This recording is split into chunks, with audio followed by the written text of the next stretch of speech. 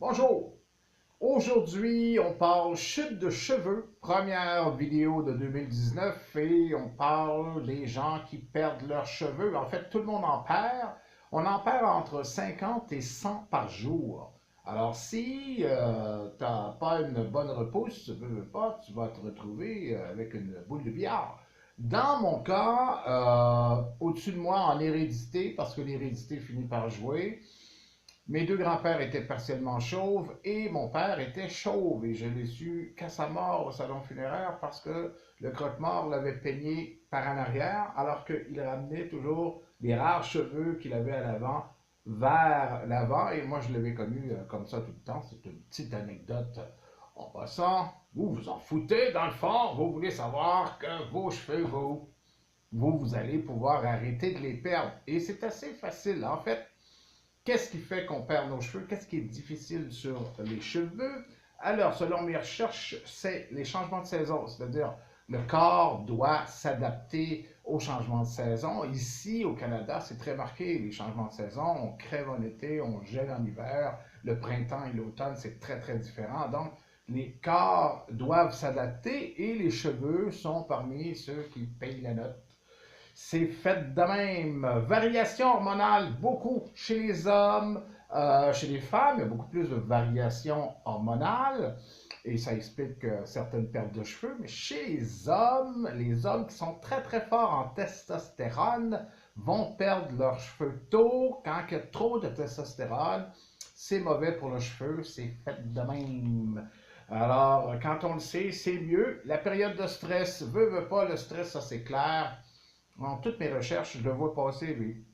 Alors, il nuit à bien des choses, y compris la perte de cheveux.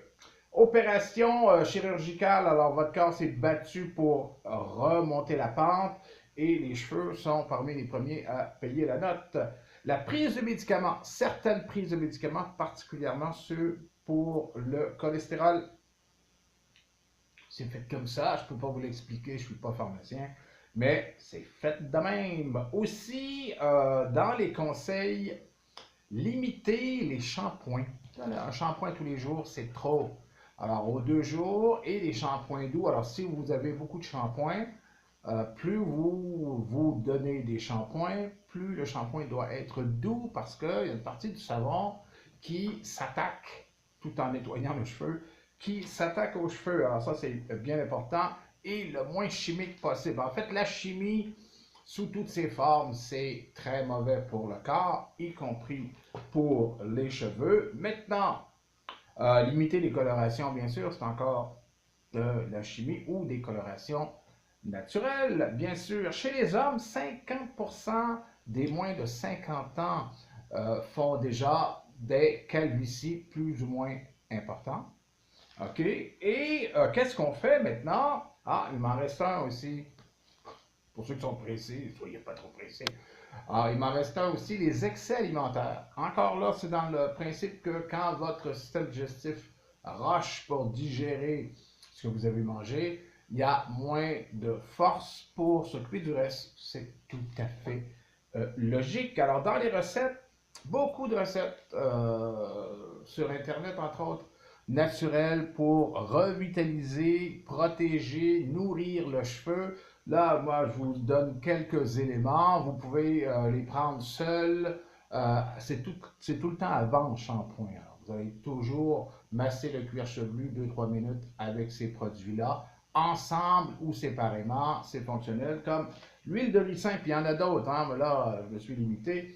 L'huile de ricin, excellent. L'aloès vera, fabuleux. L'huile de nigel, numéro 1. Ensemble, c'est sûr que vous avez un cocktail fabuleux. Après ça, vous mettez votre shampoing. Les huiles essentielles, il y en a plus de 40. J'ai choisi celles qui sentaient le mieux. Vous n'allez pas vous mettre du cumin, par exemple, dans les cheveux.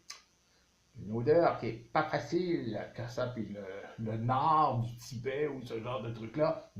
Non, on n'est pas... on n'est pas poussé pour ça. J'ai retrouvé le ylang-ylang, très bien pour le cheveu, la lavande et le genévrier.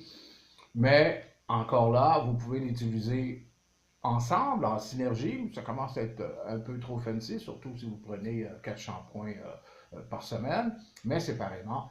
Tout ça, ça travaille très bien. Alors, vous allez faire comme moi. Vous allez, moi, ça a commencé un petit peu, mais ça fait déjà 15 ans que ça s'est stabilisé. Donc, on va continuer à prier. Voilà pour les chutes de cheveux. Arrêtez-moi ça.